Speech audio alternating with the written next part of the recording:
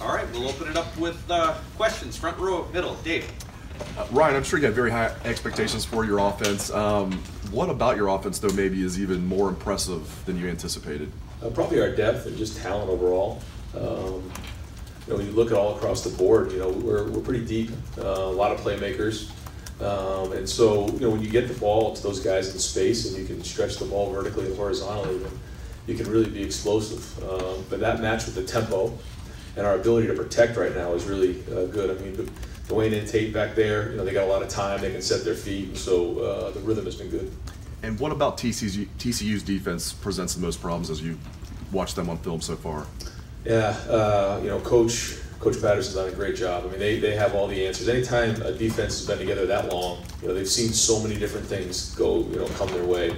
So they have adjustments. They've made quick adjustments. They know exactly how you're trying to attack them. So very, very talented group as well. A lot of veteran guys back there, and so they've been together such a long time that you're not going to get anything free. You have to earn everything that you get. Over to the right, Clay.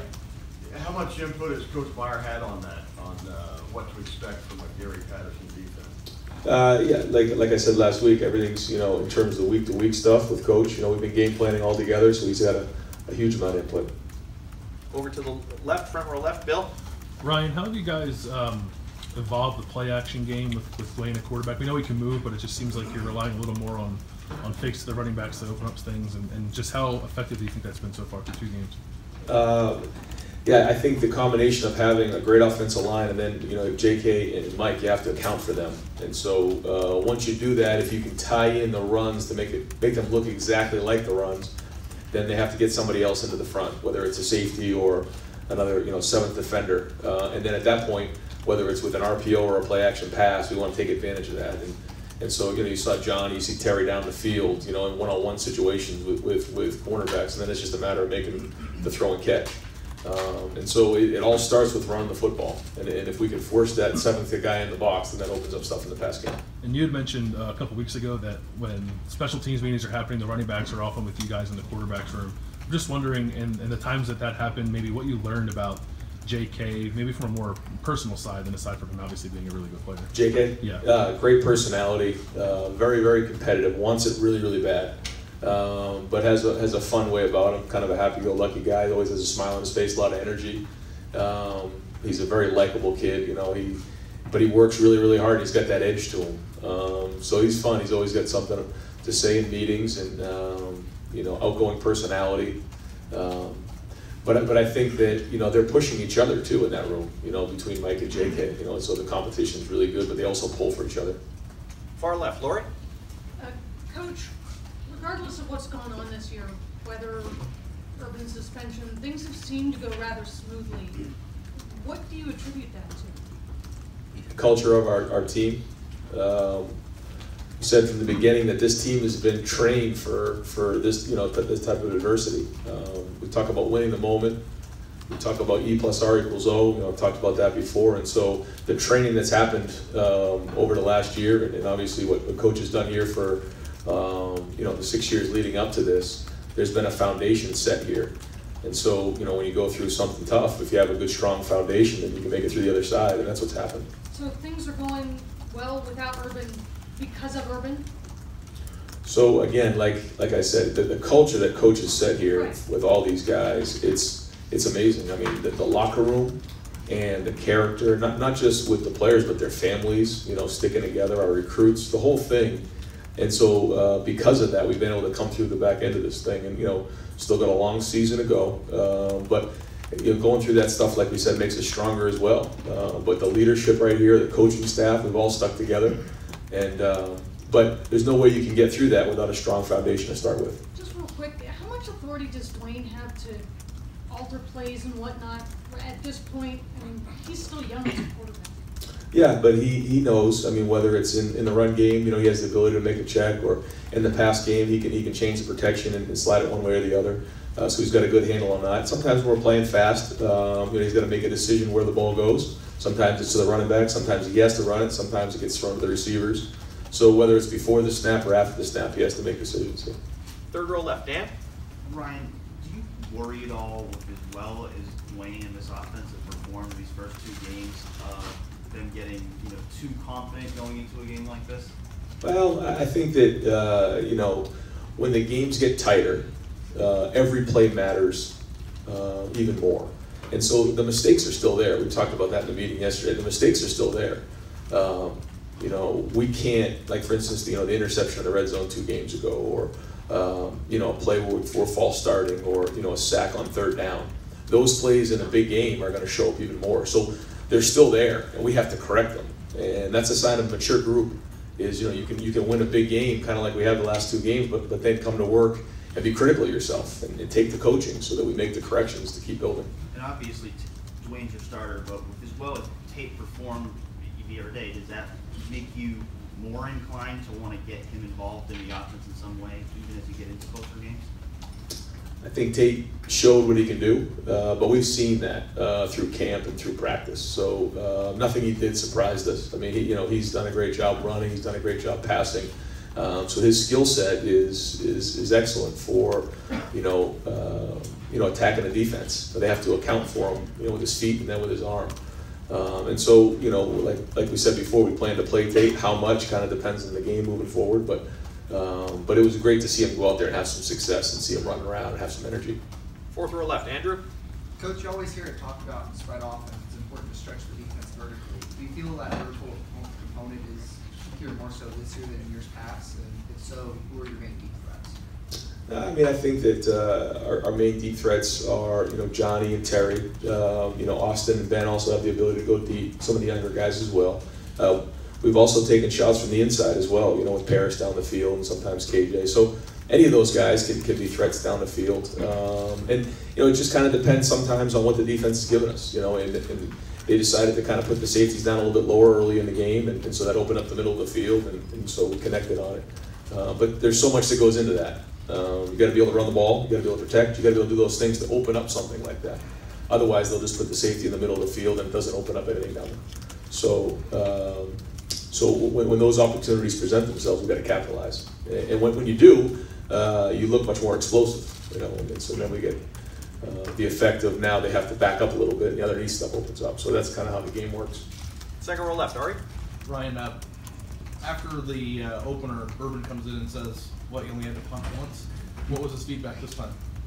No, it was kind of, we just talked about how, we've got to make corrections, and we've got to be critical of ourselves moving forward so that, in a game like this, some of the mistakes that are being made don't catch up to you. When you think they're okay, they're not. We've got to get those things fixed. And so, like I said, game week as usual, went through the film, made the corrections, and now we're on TCU. Now that you're 2 games into this and have 1 more left, I was curious, you've spoken a lot about how the game plan and what happens on Saturdays is done between Monday and Friday during preparation. I was wondering, with his first full week back, how did it go on Saturday in terms of staying within, what you guys prepared for, and how does that change going into a game where there's a chance you guys can actually lose with the opponent you're facing?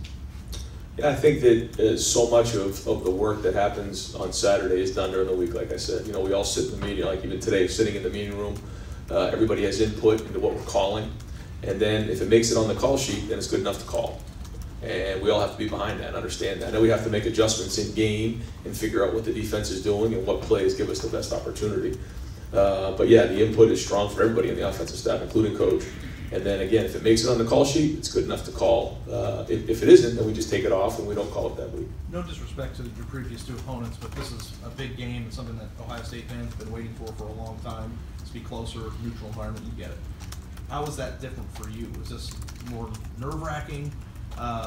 Just kind of being there alone with Urban, and just how are you anticipating handling this challenge, the biggest challenge you face? Well, I think that when you play in big games, obviously you have to take care of the football. You have to run the football. You have to play good defense. You have to really follow the play to win even more because every play is so much more important.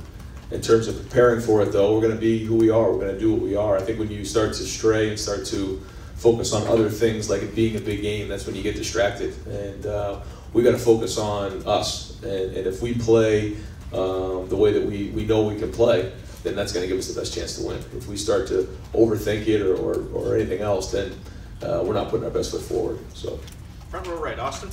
Ryan, you referenced a couple times, mistakes and things that you weren't happy about? I know coaches are never satisfied. I mean, are there things about the offense that you are actually legitimately concerned about at this point? I mean, averaging 64 points a game. What is it that might worry you? Well, no, I don't think there's any one thing. I think it's just when you watch the film, you know, our execution level has got to be high every play. It's got to be what we call 4 to 6 A to B, which is relentless effort every play.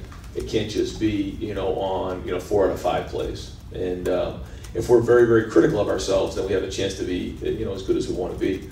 But as you're going along, sometimes the defense gives you looks.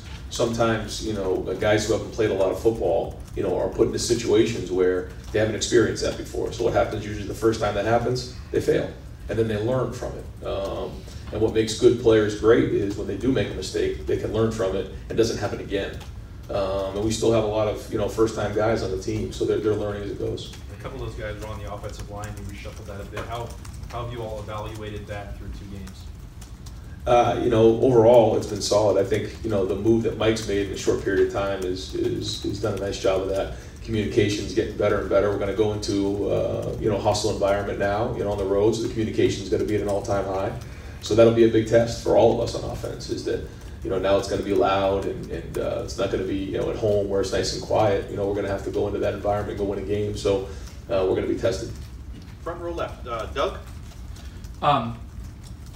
How Dwayne in the read game, in the run game, he hasn't really kept it. Is he making reads there, or is that pretty much a straight handoff for him at this point?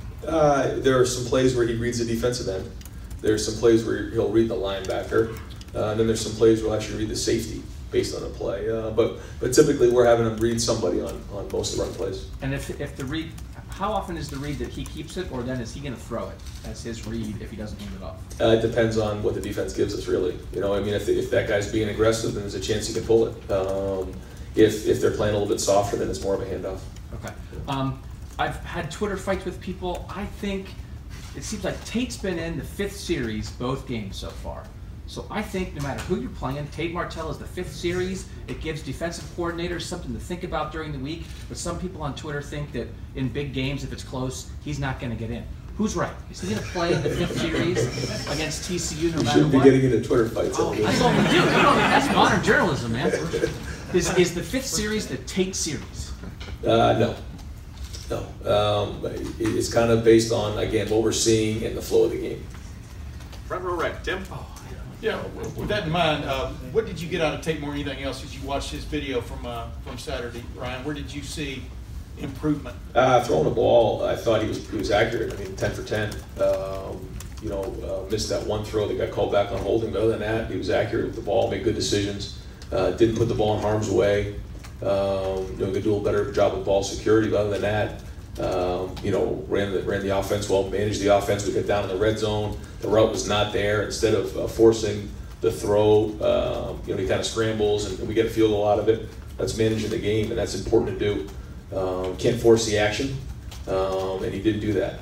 But that was good. And then obviously coming back from taking that shot showed a lot of heart. Yeah. I asked him if that was a touche moment when he ran for the long touchdown, but he didn't bite on that. When you look at TCU defensively, where are the Horned Frogs a step up from what you've seen the first 2 weeks? If you could tell, you know. Yep. First of all, like a veteran group, guys who have played a lot of football and at a high level. You know, these guys are, you know, top 20 defense in the country last year. They play against some, you know, high octane offenses, so they've been up against it. So you know, they're battle tested. Their coach is obviously battle tested. One of the best coaches in the last 20 years of college football, especially on defense, in terms of what they've done. You know, have quick adjustments. You know, if you get them with something, you're not going to get them twice. I mean, they do a great job of that. They fly around. Their team speed is excellent. You know, the back end, front end, they're constantly running to the ball fast and play with an edge. So that's the challenge. And your punt return situation, how would you describe it right now? Y'all were interchanging DeMario and CJ. What have you gotten out of the first 2 games? Are you concerned about some of the things you've seen out there? Just what's your general take on that? It's always good to have 2 weapons like that. I mean, DeMario has the one for 26 yards the first week, and then CJ's, you know, makes a bunch of guys miss last week. So, you know, still getting those guys the reps. They haven't done a lot of it, so the more reps we can get on film, the more opportunities they have. But they're both dynamic in different ways. So we think of it more of a benefit is that you have two guys that you can put back there who can make a play. Hey, Kenneth, one last thing. Does it help in your mind taking a team somewhere where it just came, back to a stadium where it's played and had success? What does that do for this team as opposed to just going on a pure road trip to Ammon Carter Stadium? Yeah, I think there's obviously some familiarity, just that we were there and we practiced a bunch. I don't know how many months ago it was, but not long ago. Yeah. And so a lot of the guys on the team, know that stadium. So that is good. But a lot of guys on the team don't. Some of the freshmen who are coming in, and at the end of the day, it just comes down to going to play. And it's obviously a beautiful stadium, and they'll have a great crowd, so it'll be a hostile environment. Front row right there, Rob. You have 2 games under your belt now. I'm just curious how much more comfortable you felt Saturday than the first week, and what have you found easier and more difficult about that role, interim, stand-in, whatever you want to call it? Yeah, anytime you're doing something new for the first time, there's there's a learning curve there. You're doing things for the first time. Some things you do well, sometimes other things you don't do so well. And you just try to regroup at the end of the day and try to figure out how you're going to get better the next time you do it. So anytime you do something, for a second time, you feel a little bit more comfortable in that role. And so, it's been a huge learning experience for me, just going through it on a day-to-day basis. But one more week here and then kind of back to normal. Do you have specifics? What was a little more challenging and what kind of came more natural? I just think that there's so much that goes into the game day, talking to the team or getting ready, and then also having the offense in the back of your mind, the quarterbacks, just a full plate there, and just trying to prioritize your time. As you go forward, your role, how is that going to change a little bit? Are you just going to be able to focus on play calling, or I assume you did it all or are doing it all the last 2 weeks?